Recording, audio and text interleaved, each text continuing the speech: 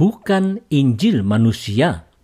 Refleksi pagi 2056. Apa yang menjadi keyakinan Rasul Paulus tentang Injil? Mari simak Galatia 1 ayat 11 dan 12. Sebab aku menegaskan kepadamu, saudara-saudaraku, bahwa Injil yang kuberitakan itu bukanlah Injil manusia. Karena aku bukan menerimanya dari manusia, dan bukan manusia yang mengajarkannya kepadaku, tetapi aku menerimanya oleh penyataan Yesus Kristus. Saudara-saudara, di Kisah Para Rasul 22, Rasul Paulus menyampaikan bahwa ia pernah dididik dengan teliti di bawah pimpinan Gamaliel sebelum ia kemudian bertemu dengan Yesus Kristus dalam perjalanannya ke Damsyik dan bertobat. Injil yang kemudian diberitakan Paulus adalah bukan ajaran Gamaliel, tetapi berdasarkan penyataan atau wahyu Yesus Kristus. Saudara-saudara, Gamaliel adalah seorang rabi Yahudi yang sangat terpandang di masa dulu. Sebagai seorang rabi, ia sangat menguasai Taurat serta aturan adat istiadat Yahudi. Melalui ajarannya itu, Saulus menjadi seorang yang sangat fanatik untuk mengikuti aturan Taurat sebagai seorang Farisi yang baik. Tak heran kalau Saulus kemudian menganiaya pengikut Kristus yang dituduhnya telah menyimpang dari ajaran Taurat. Berdasarkan ajaran manusia, ia menjadi penganiaya jemaat, tetapi karena penyataan Yesus Kristus sajalah, maka ia menjadi seorang pemberita Injil berdasarkan penyataan Yesus Kristus.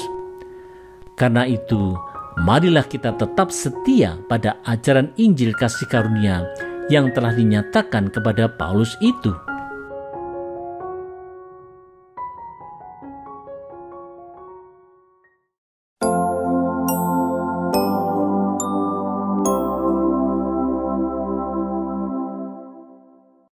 Dulu penganiaya, sekarang pemberita.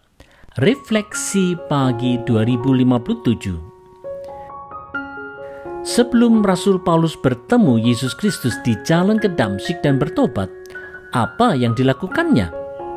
Galatia 1 ayat 13 dan 14 menjelaskannya. Sebab kamu telah mendengar tentang hidupku dahulu dalam agama Yahudi. Tanpa batas aku menganiaya jemaat Allah dan berusaha membinasakannya. Dan di dalam agama Yahudi, aku jauh lebih maju dari banyak teman yang sebaya dengan aku di antara bangsaku, sebagai orang yang sangat rajin memelihara adat istiadat nenek moyangku. Saudara-saudara, Rasul Paulus yang dulu bernama Saulus adalah seorang muda yang sangat maju dalam membela agama dan adat istiadat Yahudi. Di dalam fanatisme agamanya ini, ia bahkan tanpa batas menganiaya jemaat Tuhan. Saudara-saudara, Kisah Para Rasul 8 ayat 3 menceritakan, tetapi Saulus berusaha membinasakan jemaat itu, dan ia memasuki rumah demi rumah dan menyeret laki-laki dan perempuan keluar dan menyerahkan mereka untuk dimasukkan ke dalam penjara. Dengan latar belakang ini, perubahan yang terjadi pada diri Saulus setelah ia bertobat memang sangat luar biasa. Bila ia kemudian memberitakan Injil, ini semua adalah karena penyataan atau wahyu Yesus Kristus saja, dan bukan karena latar belakang didikannya. Bila kemudian Rasul Paulus menegur keras jemaat Galatia yang disusupi ajaran sesat dengan Injil palsu, ia paham betul duduk permasalahannya. Karenanya, mari simak benar-benar pesan surat Galatia.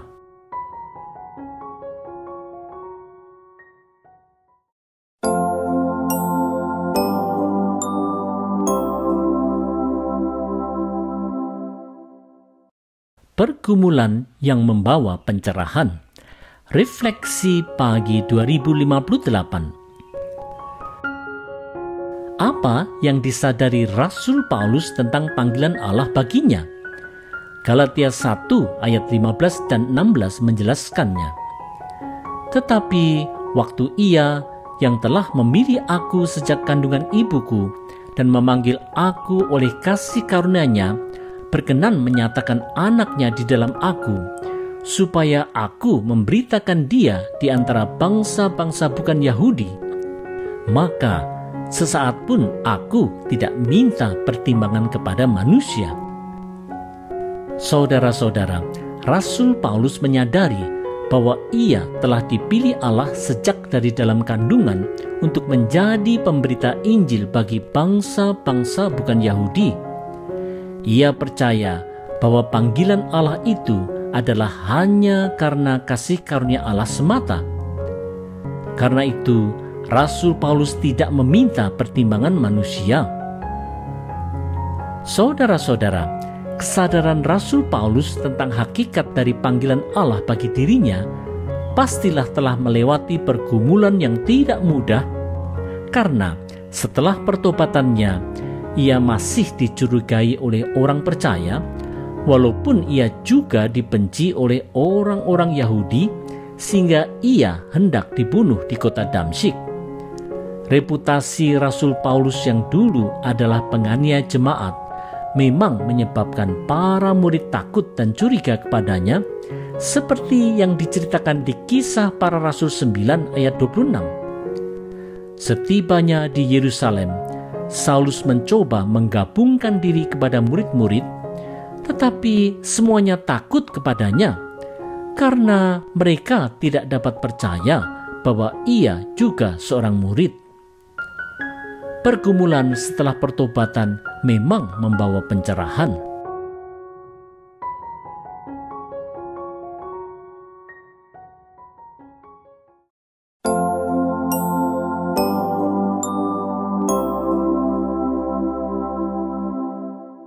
Mengalir dalam rencana Tuhan. Refleksi pagi 2059.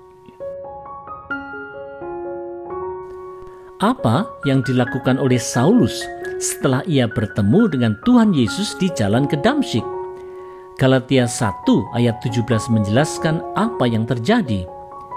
Juga aku tidak pergi ke Yerusalem mendapatkan mereka yang telah menjadi rasul sebelum aku, tetapi aku berangkat ke tanah Arab dan dari situ kembali lagi ke Damsyik.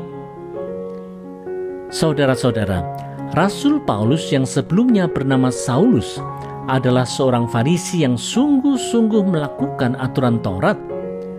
Ia pun dengan semangat besar mengejar, menganiaya, serta menangkap orang-orang yang percaya pada Kristus. Tak heran kalau Saulus setelah bertobat dicurigai oleh banyak orang percaya. Di dalam rencananya, Tuhan mengutus Saulus ke tanah Arab sebagai persiapan pelayanannya. Saudara-saudara, di dalam pertobatan, Tuhan memang terus bekerja untuk mengarahkan orang percaya untuk melakukan berbagai pekerjaan baik yang telah Allah persiapkan sebelumnya, seperti Efesus 2 ayat 10. Karena kita ini buatan Allah, diciptakan dalam Kristus Yesus untuk melakukan pekerjaan baik yang dipersiapkan Allah sebelumnya. Ia mau supaya kita hidup di dalamnya.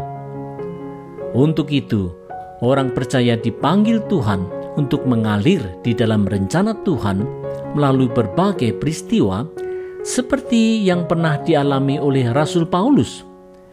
Kalaupun Tuhan menempatkan kita di suatu tempat, situasi ataupun kondisi yang tidak kita inginkan sekalipun, sejauh kita taat Tuhan, Tuhan pasti akan memelihara kita.